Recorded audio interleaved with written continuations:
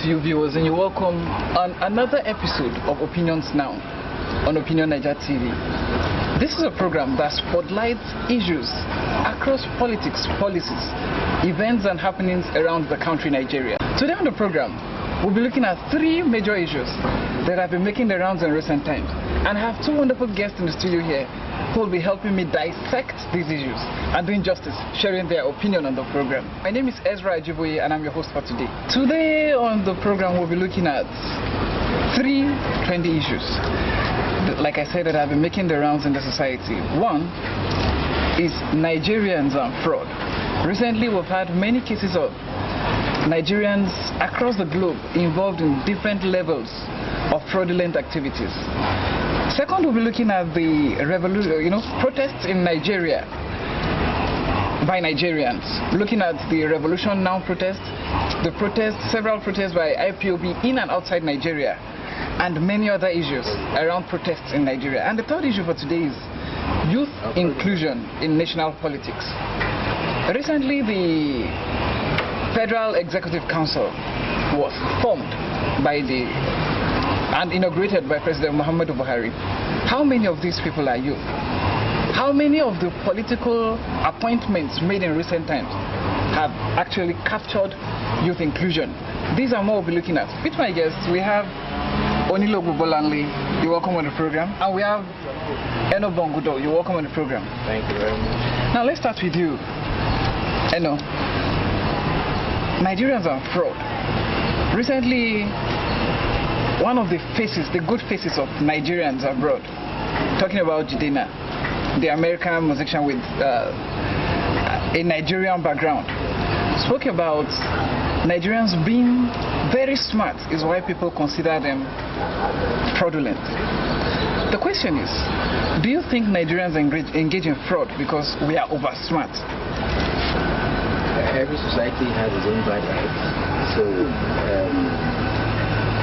even being an economist, the country I think let me answer it from two perspectives. As an economist and as a layman, a layperson, we neither take sides when it comes to corruption or fraud, because we believe every society has some bit of fraud in it. It's just the level that's always a problem. Like in Nigeria, it has gone to the roof. So making the agencies like the EFCC and ICPC, they are understaffed, cannot handle the torrent of fraud that we have. So, but on the other side, the country I normally look at when it comes to fraud is Italy. Yeah, I can set an example. There was a famous heist then. I think it was a diamond heist where they had a school. When one or two people were caught, they found out that they had a school. They were trained inside on how to break into a very safe facility, one of the safest facilities in the world. People are undergoing training. I don't think it has reached that level for us. But a lot of Nigerians, engage in fraud. Yeah. Globally, it's becoming. Many nations of the world are beginning to stereotype us as fraudulent population. Nigeria, as an individual that is focused on promoting youth development, what do you think is a fundamental problem that has continued to encourage fraud amongst the Nigerian youth? Well, honestly, there are lots of fundamental problems. And like you mentioned initially, is it because we're too smart? Of course. We are, what's it called, fraudsters? I don't agree. I don't think because we're too smart. No doubt, we are quite smart and very resourceful in this country. But it doesn't automatically have to mean or lead to fraud. I feel like one of the major problems we have concerning fraud is, one, it has been overlooked. So a lot of people have this idea that, okay, I'm not taking a gun, okay, I'm not killing anybody, okay, this is me collecting money from the rich because, well, they probably stole the money anyway. Some very backward mentality that they justify some reasons to this, and in the end, this can only be blamed to the situation of the country. So because you won't be trying to justify the evil you do because somebody else is doing a greater evil. You feel like, okay, these people are corrupt, so it's automatically in my place to take their money, and you go through a setting needs to go. And like I said, it had been overlooked because, like I said, there weren't gun involved. People went directly their lives. But in the end, we have to understand that money is also as important. Okay. Now still bringing it back to the question, the focus, which is it because do Nigerians engage in fraud because we think we are over smart? I know. Will you agree Nigerians are smart? Yeah, very smart. Very smart.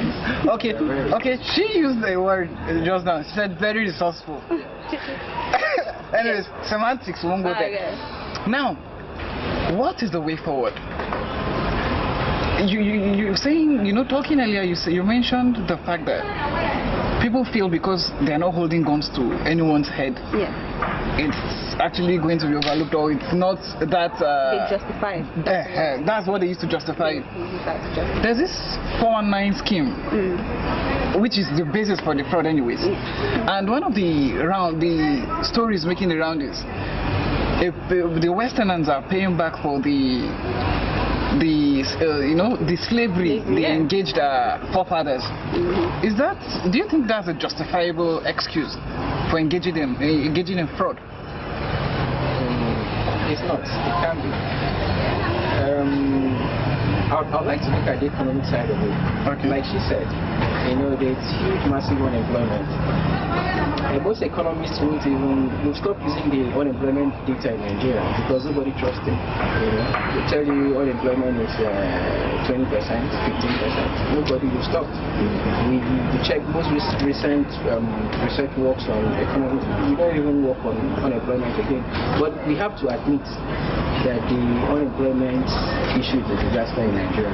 About 1 million youths sit for UTM or begin admission, and roughly about 500,000 graduate every year. So where do you go to?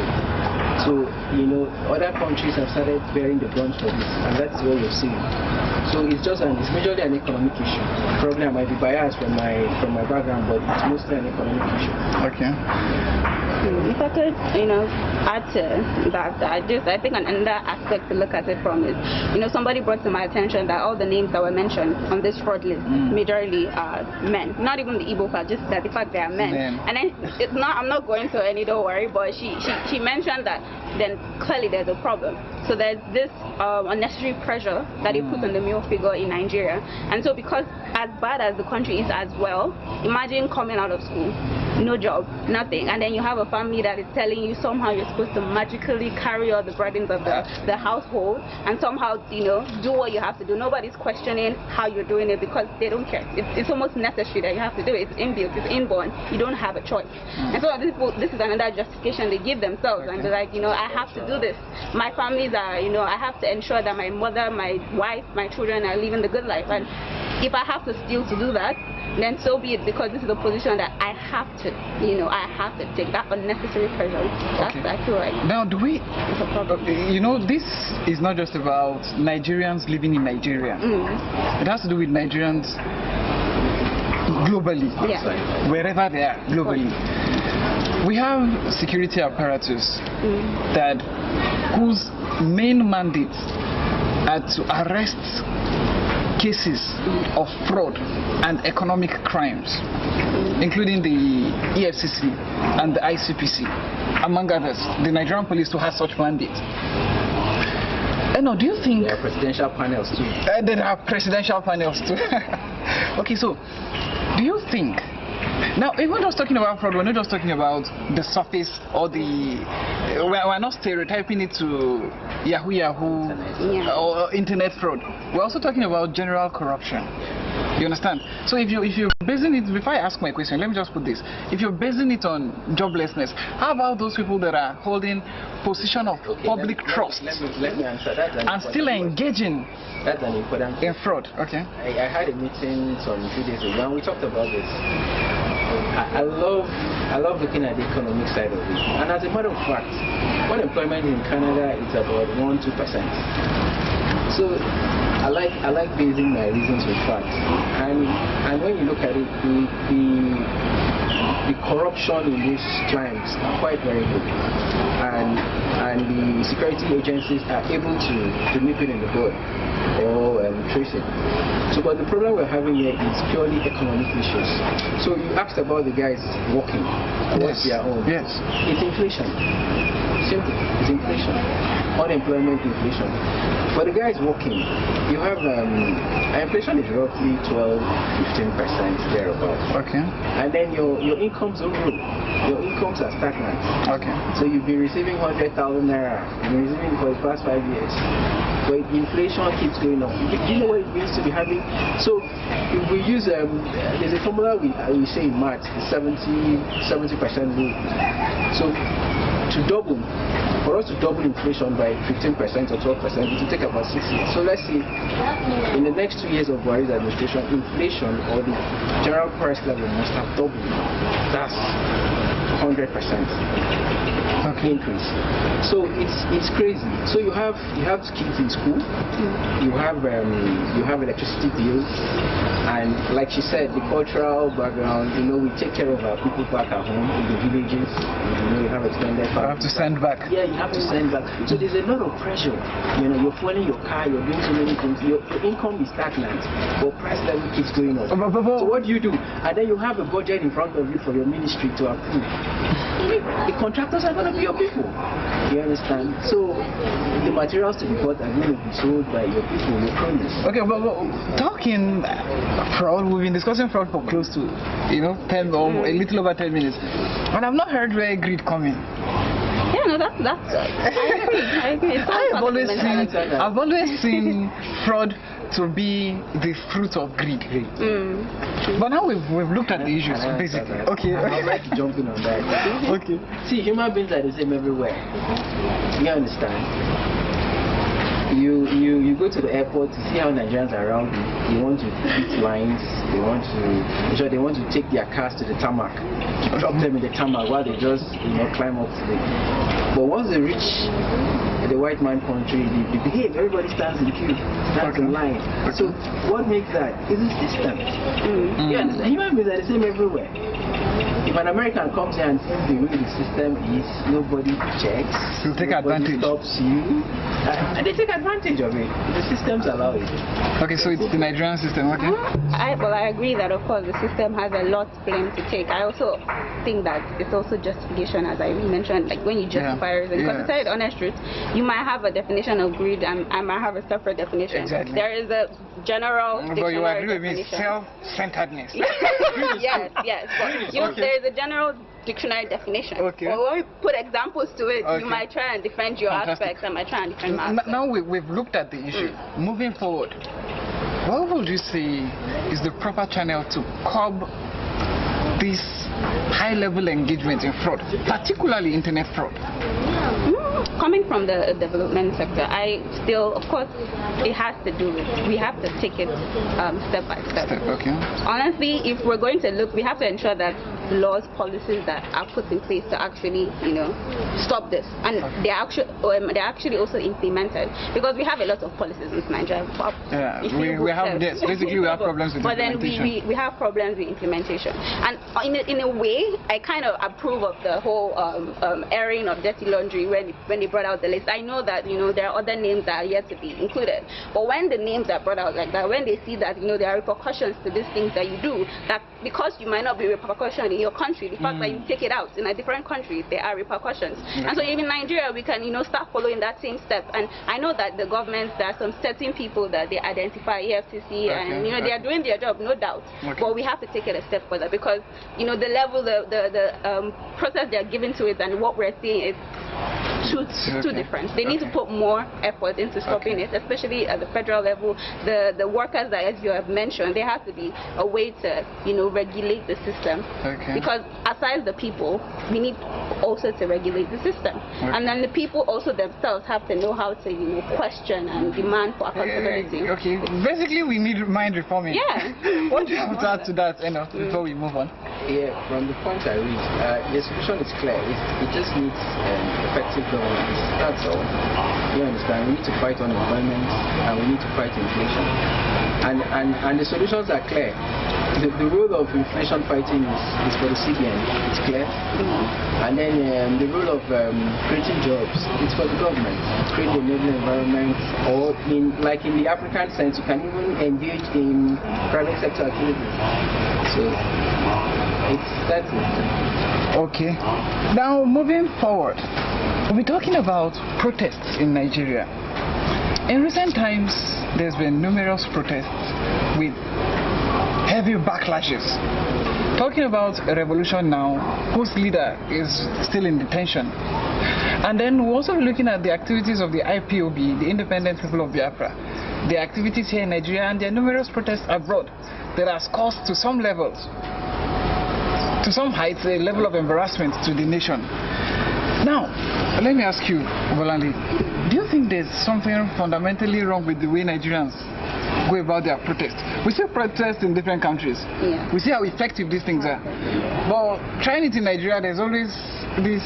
Yeah, there is clearly a problem. Let's start with the protest itself before we talk about the government's reaction to it. Okay, so how the protest is carried out. Do you think there's something wrong with the way we organize our protests here in Nigeria? Honestly, there is a problem in the sense that there's a sense of what's the word? Frustration. You know, once it's, of course, protests are born out of frustration, but once it's long term, as it is in Nigeria, they try to sometimes go at the extremes to ensure that they get the response they need, because they know that generally, if I go and stand outside here and say, you know, I demand for something, nobody's going to listen to me the way the country is. So I have to go at extreme lengths sometimes to demand the attention I need. And you find that some people bring important people.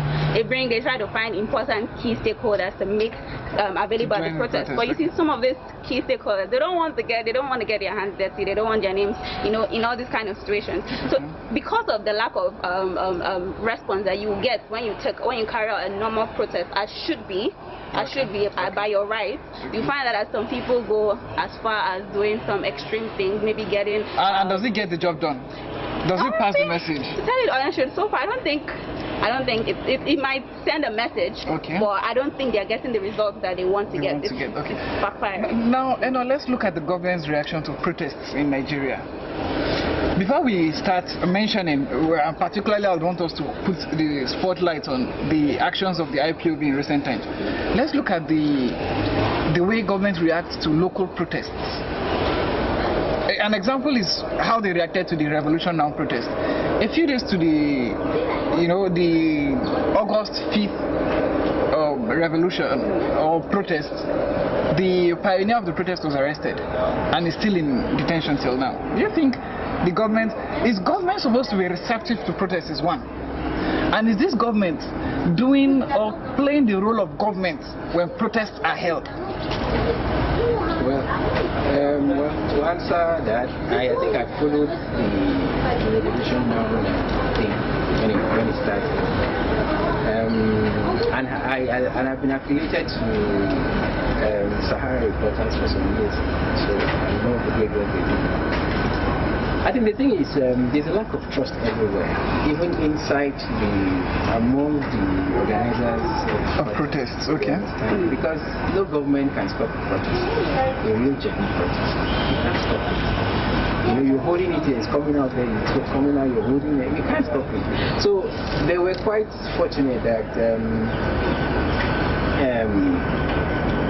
the leader, I think they were able to get some information about the leader through some other lieutenants of the protest. Of course, and that was how they were able to meet it in the board. But generally, answering about protest, I think she talked about frustration. The democratic government has to find a way to always engage the people. It's like a family, you understand? Frustrations abound everywhere, you understand? You have to continually find ways to engage. But when you can't engage those people, you have debates like the one we had earlier. So you think, most protests in Nigeria end up violent because of one of the reasons I will hold to that is the government's reaction. Look at the protest with the Zakzaki. Those people started a little peacefully, and it ended up resulting in too many deaths. Do you think the government is playing the role of government when it comes to handling let me protests? cut in there. Probably she might want to take up later. Okay. I think you should understand that the current leaders in this government also protested at one time. Yes. You understand? We've all been protesters one time, probably in school or something. There was no water, you protested or something. You know? So let's understand that.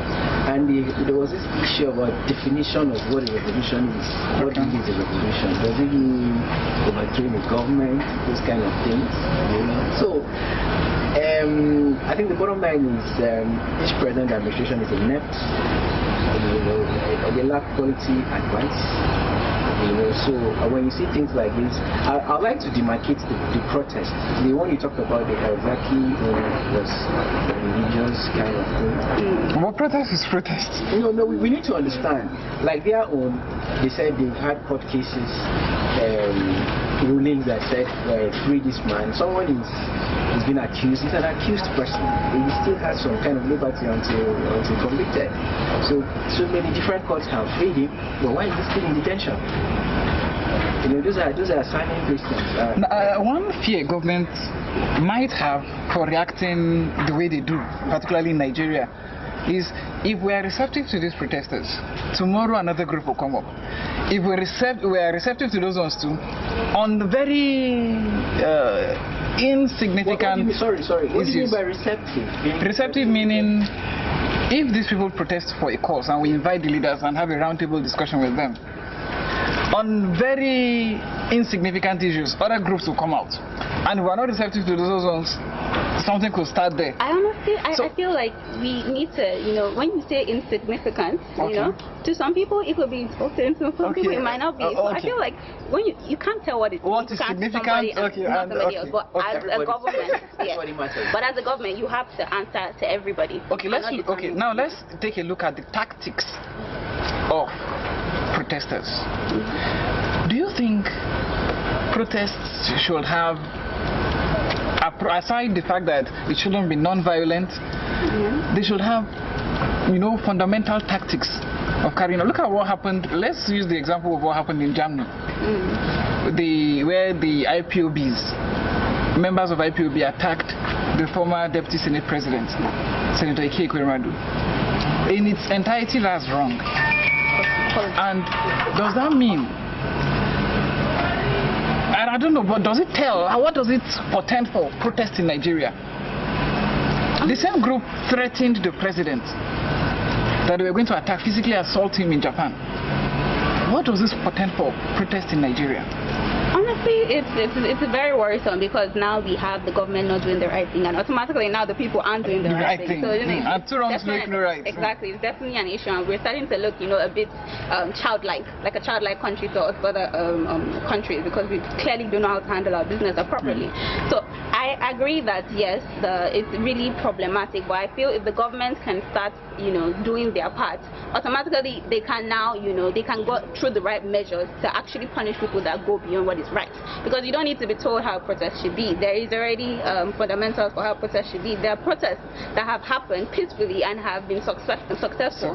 When you go to school, I'm sure they told us about, you know, so many protests and how protests should be. And it's very important this protest happen, because I feel like there's a fear now growing for possible other protests. People have important things that they want to protest about, but automatically they're scared.